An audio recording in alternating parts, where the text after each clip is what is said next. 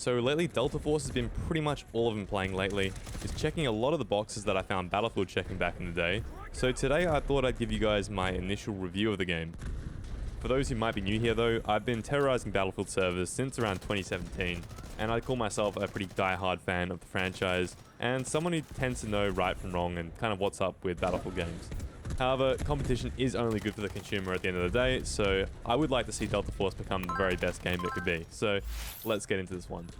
Starting off with the most controversial topic in Delta Force by far, we have SBMM. So SBMM, or skill-based matchmaking, is a balancing system that intends to create lobbies full of players all with a comparative skill level. Delta Force has stated that their system only separates the new players from the experienced ones, but the community does seem to think there is something more at play.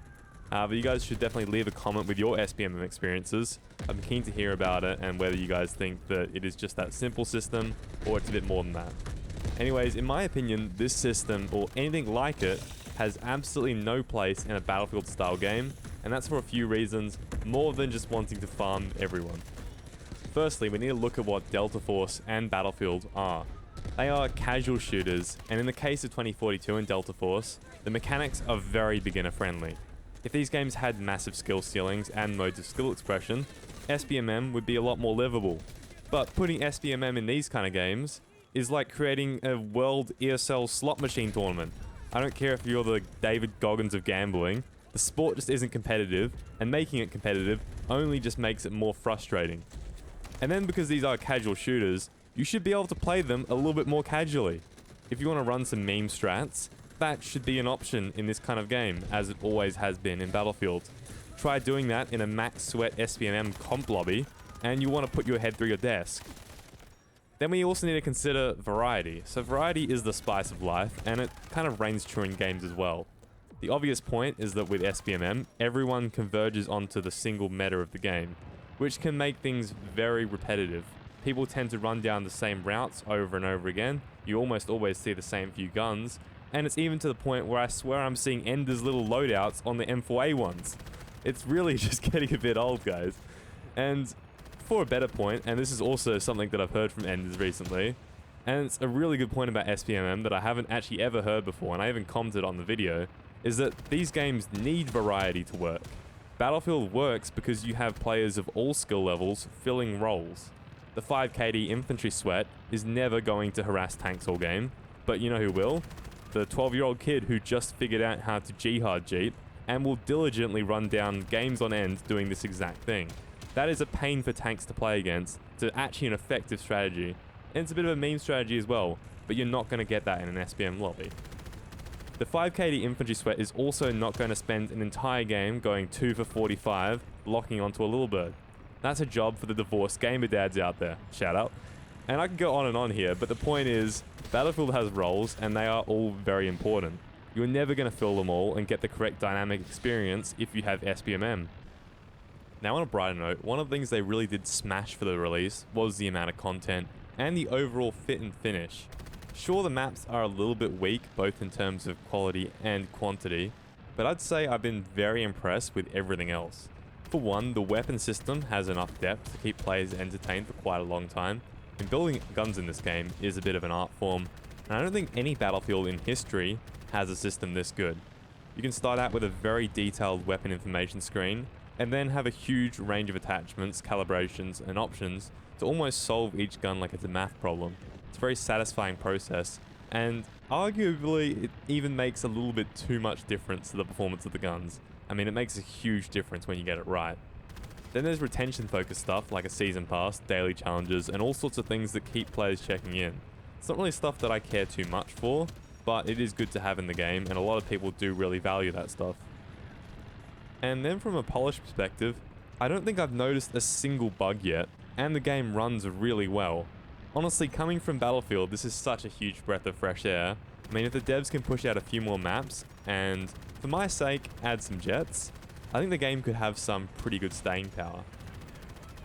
Now, I guess on a similar topic to jets, let's talk about the vehicles, which is what I bet a lot of you are here to hear about. Vehicles to me are key to get right if you want to take on the Battlefield throne in the combined arms sector. Having vehicles introduces so much game-to-game variety. You can play one game in the heli, run some infantry the next, tank the next game. It's that variety that had me logging absolutely degen sessions in the old Battlefield days, and it's what got a lot of people hooked to the game. Unfortunately though, the vehicles in Delta Force do have some ways to go. Starting with the helicopters, the most glaring issue is the physics. The heli feels very twitchy, almost like it has no inertia. For me, the sweet spot for heli physics is something like Battlefield 4. It looks and feels slow for a beginner, but once you master using all of your inputs in sync, you can really move the heli around and manipulate the movement. I do hope these are just placeholder work in progress physics though, because they do need a lot of work. The weaponry then adds another issue, where the rocket pods are extremely strong, but the miniguns are quite weak. I mean, it should be the other way around. You should reward players for mastering minigun aim rather than spamming pods, and due to the rate of fire and the convergence of the miniguns, the recon helicopter is also just best played from a very long distance. That really isn't that fun for anyone, and it should be looked at. In my opinion, the changes to make would be to pretty much just align the miniguns on the crosshair, give them a higher fire rate, and see if that gets people playing a bit closer to the objectives, and then you can go ahead and nerf the rocket pods as well. The attack helicopter is then something that I just haven't really played too much of, but I have done a few games in it, and my main concern is that the gunner really doesn't have enough involvement.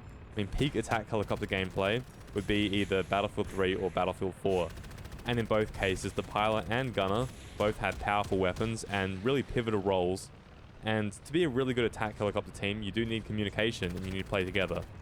In Delta Force it seems like the pilot is really doing most of the heavy lifting, and you can easily get away with just one man teaming the helicopter.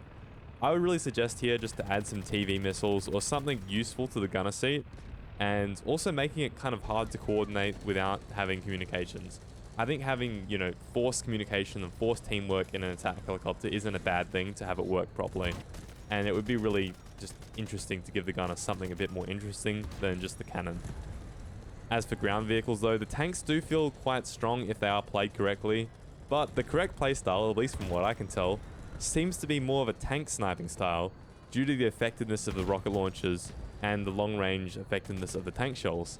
I mean, on one of my first tank games, I went on like a 60 kill streak, just playing behind my team and lobbing pretty much shells across the entire map.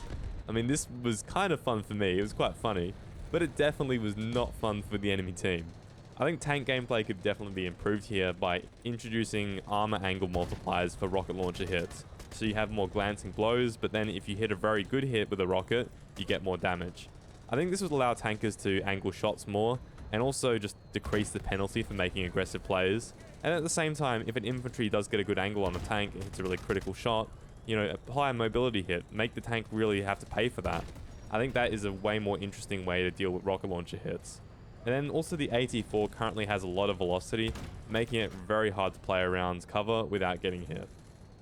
Then finally, it wouldn't be a Silk video if I didn't mention jets. The developers have confirmed that jets are coming to Delta Force soon, and god am I excited for that. I will say that Battlefield 4 is probably the gold standard for jet combat in these kind of games, and give us an A-10, an Su-25, an F-22, and an Su-50, and I reckon it will be perfect. I say F-22 over the F-35 because the hitbox is a lot more similar to the Su-50, so it will be more balanced than Battlefield 4 was. Essential things here though would be a sufficient turn rate to make dogfighting fun, a medium to fast time to kill in dogfights, no damage affecting flight until the jet is disabled, that one's really important, ideally speed control mechanics, good loadouts for both jets, a priority towards guns over missiles, not too much difference between the stealth and attack jets in terms of turn rate, and then just no janky milsim mechanics. Anyways, that's just my wish list. Maybe you guys are after something else, but regardless, I'm pretty sure that the jets are probably already developed or coded up, ready to go, so I guess we'll see about that one soon. Anyways, that's about it for my initial thoughts on Delta Force. Let me know what you guys want to see next. I appreciate it if you made it this far, and I'll catch you all on the next one. Peace.